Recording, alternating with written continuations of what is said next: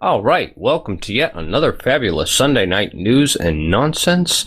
And it's going to be fabulous this week because we have Total OS Today back with us. Total OS Today, how you doing and how's your ma?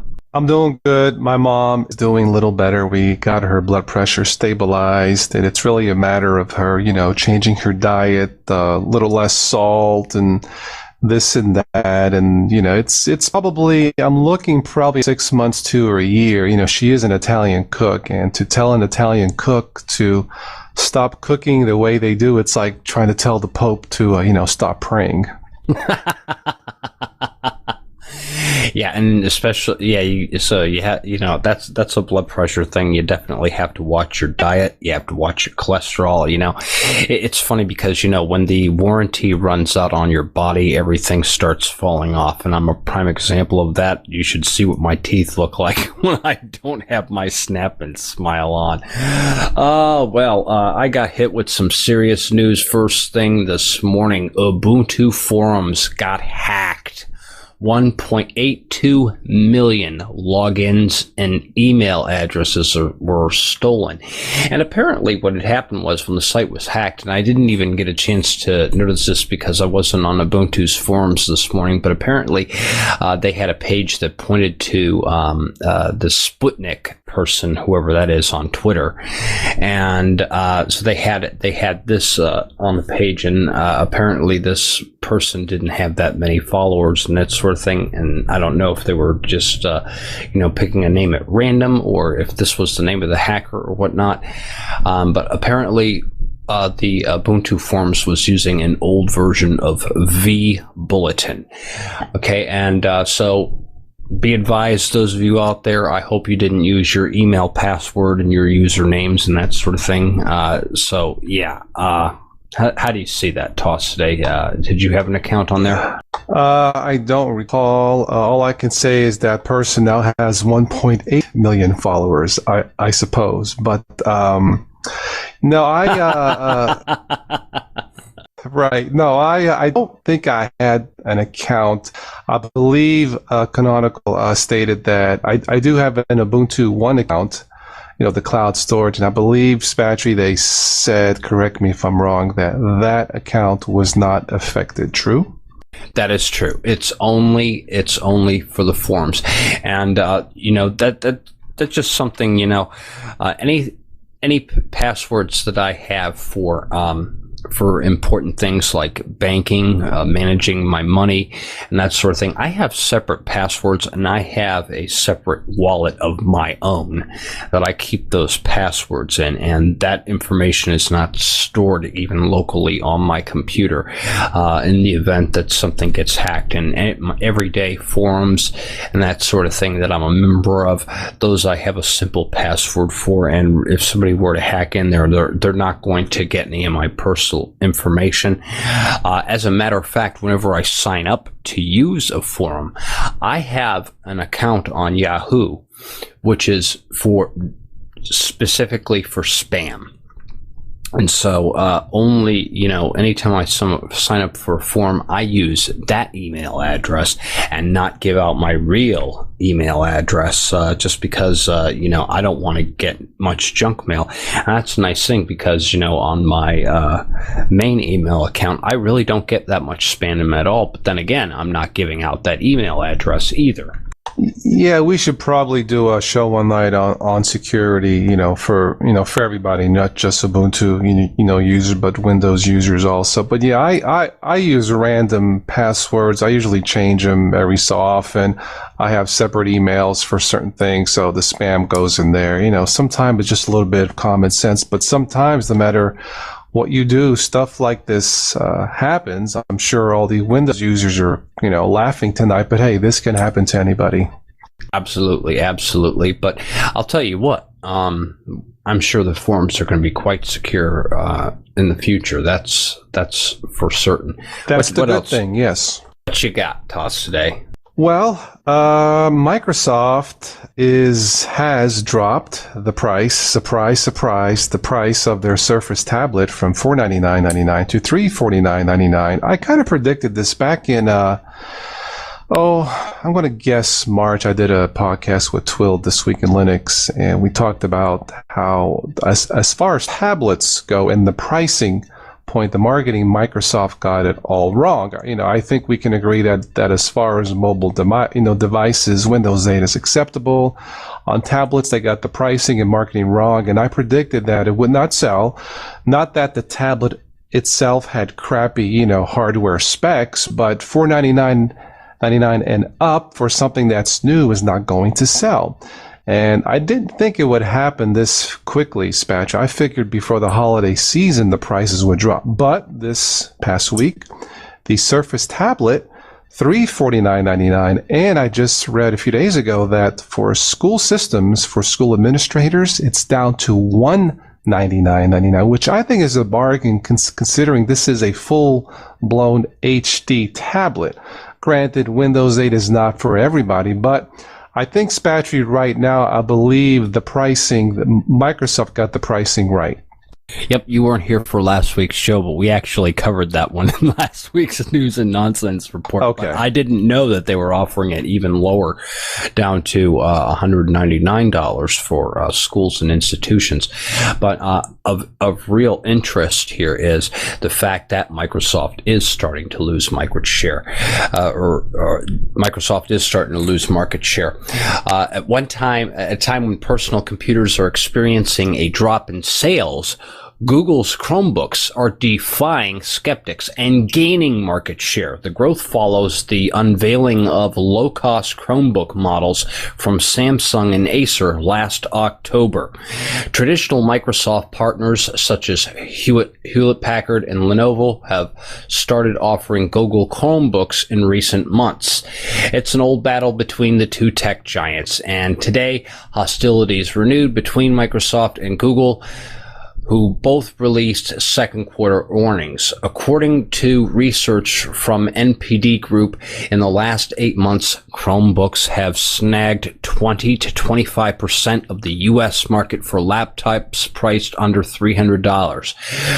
The device is now the fastest growing part of the personal computer industry based on price. Yeah, I suppose I should pat myself on the back. That's another prediction that somewhat came true. I believe I did one review or tutorial on the Chrome OS, and I believe I did it in a VirtualBox. But I thought that's something that would sell, kick off, if not right away, but once the word got around. Yeah, look, Chromebooks featuring the Chrome OS, updates for life for both the operating system and the software. It's cloud-based storage. Granted, it's not like a Windows PC. And we should probably do a podcast on that, on what a Chromebook is and is not. But look, Google got it right with the last year with the tablet, the $199.99 quad-core 7-inch tablet, which nobody had. Are you listening, Microsoft? And then, now with the Chrome OS, fairly priced, laptops for what they do. Are you listening, Microsoft? Sometimes I think over there at the other side of the mess, they're just brain dysfunctional sometimes. But yes, congratulations to Google for creating another winner of a product. Yeah, and that's the thing, because it's really funny. All these things that we're starting to see in the news here. It's like, we're starting to see a pattern where, the underdog is finally coming up ahead of Microsoft, and so now we're starting to see, laptop sales are really not improving right now. But the thing is, the fact that Google could make their notebooks come out, and these are all Linux-powered machines, it wouldn't surprise me if Microsoft ends up going bankrupt one day, hey? Well, that is certainly possible. I think probably in the end, Spatry, they will lick their wounds, learn. They need to hire advisors like myself, But look, we all like to bash Windows at one point or another. Even myself, who simply adores Windows 7. Windows 7, not Windows 8. But it's a little bit puzzling because Spatry, last year, even the year before, Microsoft certainly had the resources to come out with a 7-inch Windows 8 tablet just before Christmas that would have sold. Why didn't they do it? I don't know. Yep, I guess we'll never know. No. Well, let's see. What else do I have here? Well, speaking of open source, I think, Firefox, they're coming out with a Firefox phone, with the Firefox OS, I guess, Spatry. This is something I caught about a week ago. It's being only sold in Spain right now, I think, of all places. I guess they can sell that with the sangria, but it's $99.99 and is a Firefox smartphone. Yet another competitor for the smartphone market. Yes, I was reading that article the other day, and if Firefox can pull it off, more power to them. I kind of lost my my taste for Firefox, because I used to swear by it. I used it all the time. But then finally one day I bit the bullet, because it seemed like every update that Firefox was giving, to me, it seemed like every version was getting slower and slower. Yes. So I decided to switch to Chromium, not Chrome, but Chromium, the free and open source version. And this thing is lightning fast. It gets updated. It never slows down. It's really quick. I love it. So I decided to stick with that. But I'll tell you what, if Firefox can get their mobile platform and their phone working, and they've got a market for it and they can sell it, hey, more power to them, more power to them. Now, I got some other news here.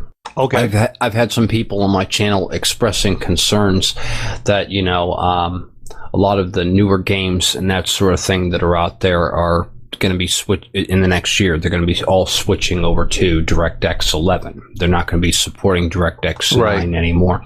Right. But we have some good news, because a lot of those 3D games are basically using the CryEngine 3, or the game, the engine that was used to make the game Crysis. Well, guess what? CryEngine 3 is coming to Linux. So we're going to be seeing a lot of games that run on the Crysis Engine 3 that will be coming to Linux for us.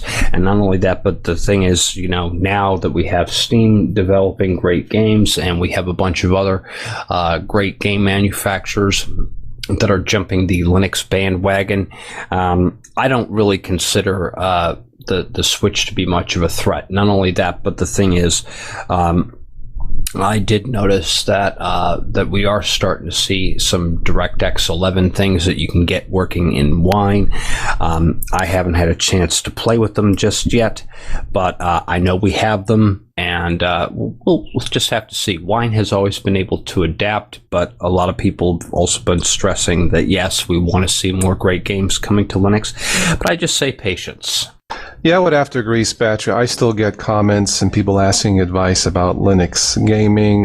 For the people out there that don't know, I really don't play that many games on my PC, but Linux, it's, as far as gaming for Linux, it's not quite there yet. It's getting better, updates and developments, but honestly, right now, from my perspective, if you are a true PC gamer and you want all of your titles to work right now, don't know 6 months from now, don't know a year from now, you're probably better off sticking with Windows for now. But yeah, what you just stated, it's definitely welcome news for all the Linux gamers out there.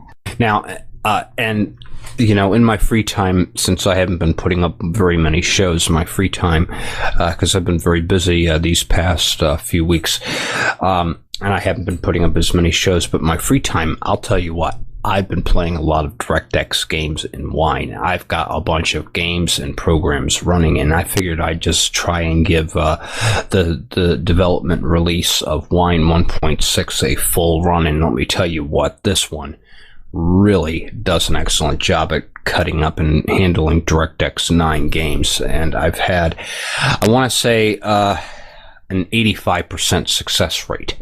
So I have been getting a lot of games working beautifully under Wine. And the thing is, some DirectX games you can get DirectX 11 games you can get working under Wine, but it's a real pain in the neck right now. But it will be getting better as new versions release. So yeah, if you are a newbie, a beginner, if you want to give it a try the Steam Linux client, but honestly, right now, at least for beginners, like Spatry said, 85% is actually pretty good. But if you're a newbie, you know what, Spatry, for beginners, that probably may not be good enough, and they may get frustrated, and they may unfairly say that Linux gaming sucks. It does not, but hey, it's getting better. Like you said, be patient. And I have a feeling that a year from now, we will be humming a different tune when it comes to Linux gaming. Oh, I think so too. I really think so too. All right, let's get into some nonsense. You want to go first? Oh, really? You ready for nonsense already? I've wanted to share one more and then go into the nonsense. Go for it. Okay. Google plans to offer online TV services. Really? Yeah. First, there was TV, then came cable, followed by set-top boxes, and finally Internet TV. Now, where there is Internet, there's bound to be the giant that almost rules it, and that is Google. In a recent announcement, Google revealed that it's approaching deals with big-time TV broadcasters to secure deals that would allow it to enter the highly profitable and highly monopolized market of Internet TV. Given that set-top boxes leave a lot to be wanted, it's only proper for an innovative thinker like Google to step in, and since Google specializes in under-the-roof technique, we can rest assured that Google TV will integrate a lot of other useful features too, like Hulu and Netflix, other than just choosing your preferred channel. This year, my favorite show that's filmed in your parts of the country there in South Florida, this is the last season for one of the all-time favorite best shows, Burn Notice. So Google TV, if you're starting that, rehire the cast and pay them double. Please, I don't want to suffer burn notice. I don't want to suffer burn notice withdrawal. Toss, do you remember what Windows 3.1.1 was called? No, I don't. It was called Windows for Workgroups, right? Do you remember that? Okay, yeah. Okay. Well, this is true. Now, this is some nonsense news, but this is true.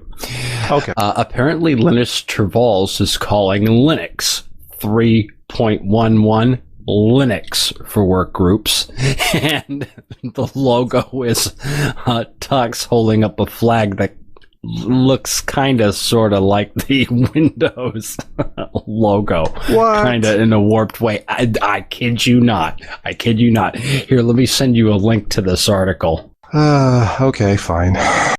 Yep, I kid you not. Wait till you see this logo. But at any rate, yep, so almost 20 years ago, in August 1993, Microsoft released its second networked version of Windows, Windows for Workgroups 3.11. It wasn't a success. Success for Microsoft in a network-enabled operating system would come the same year with Windows NT. On Sunday, July 14th, 2013, with a wink, Linus Torvalds released the first version of the newest Linux kernel 3.11, Linux for Workgroups. Oh, it's the flag of surrender. Well, actually, it's not quite a Windows flag, but yeah. It looks like. I mean, if you were just browsing, oh, what's that? Right? Yeah. Okay. Sure. Yeah. So now with a new logo sporting Tux, the Linux Penguin holds a flag that's remindful of the old Windows 3.1 logo. Linux 3.11 is ready for testers. This is far from the first time that Torvalds has given early builds of the Linux kernel whimsical nicknames. Earlier ones have included Unicycling Gorilla, Holy Dancing Manatees, Batman, and Jeff thinks I should change this, but to what? I don't know, but that sure looks like a Windows logo to me next to the penguin. But yeah. All right. Sort of elongated logo there. Yeah. All right, let's go back to, we spoke briefly about smartphones. Now, you have an Android phone, and so do I, and we both love it. But yes. Battery life, the battery life leaves a little bit to be desired, to say the least. Well, Spatry, British scientist, and I'm reading this, and this is nonsense. Here it comes. Here is the headline. No charger needed. Scientists unveil urine methane-powered cell phone.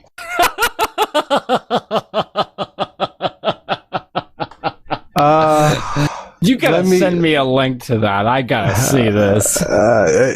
Google it. I'm sure it'll pop right up. But it says British researchers at the Bristol Robotics Laboratory have developed a method claiming this is the first time a phone has been powered by MFC, microbial fuel cells found in pee. And I continue the quote, no one has harnessed power from urine, so it's an exciting discovery. Okay. I'm waiting for the methane-powered cell phone. What about you? Yeah, I'm going to be recharging my cell phone by taking a dump in the bucket. I don't think so. Hey, let's bring the dinosaur story back. There's that link, by the way. Yeah. But apparently this is true. Scientists at Bristol Robotics Laboratory in England recently used 500 milliliters of urine to power a cell phone for a 24-hour period, during which they were able to make phone calls and send text messages and surf the web. Wow. Who would have thought? It's so bizarre that, as they say, truth is stranger than fiction. If you'll excuse me, Spatry, my phone's dying. I have to go eat that can of beans so I can recharge it shortly. But yeah, no, like whatever works, but yeah. As always, it's good to have you back, Total OS, today. The show wasn't the same without you last week, and I'd like to thank everybody in the listening room for joining us. Any last thoughts? One more piece of nonsense. This is actually kind of cool. A developer has hacked a microwave with a Raspberry Pi. Oh? I thought the urine one was funnier. The microwave... Yeah, this is actually kind of usable. I guess the microwave can update itself. It has voice commands. I wonder what it says when it talks back to you when they burn the food. Yo, stupid, I'm burning. But anyway, that's all. Let's see. I have a long list here of stuff, but we don't want this to be like a 2-hour, feature film podcast here. But anyway, one last thing. Nokia is coming out with a 41 megapixel camera. Perfect for us spies, right? 10 megapixels is really too much for a lot of people. What are you going to do with 41 megapixels? I could zoom in on those pesky little bugs and zap them. But when is smartphone technology too much? I mean, first phones were the size of bricks. You remember those? Oh, absolutely. I remember the brick, yes. Okay, then they got small, and then apparently too small because there's a rumor that Samsung is coming out with an 8-inch, Note cell phone. Now, pretty soon we'll have phones, the sizes of 2x4s, which I guess will be great because then you can plug in your, amplified antenna in that pole. But it's 1 megapixel. I guess it really helps you when you zoom. Of course, the question is, what are you zooming in onto? Yep, things that make you go, Things that make you go, yeah, right. That's all I have. All right, that's all I've got, too. As always, good doing a show with you, Toss, today. Why don't you take us out? Thank you for everybody, all the listeners out there, and all the well-wishers who, commenting, sending your prayers for me and my mom. It is greatly appreciated. And yes, it's definitely good to be back. Humor is the best medicine. So, Spatry, it's good to be back doing the show. It's definitely not the same when either one of us, it's not there. But thank you to all the listeners, and hope to be here. I guess every Saturday night with Spatry's show, usually, and every with the Zoo Crew Saturday night, and every Sunday night for the Sunday Night News and Nonsense Report. As I always end my videos, we will catch all of you sometime in the future. Ciao. All right, ciao.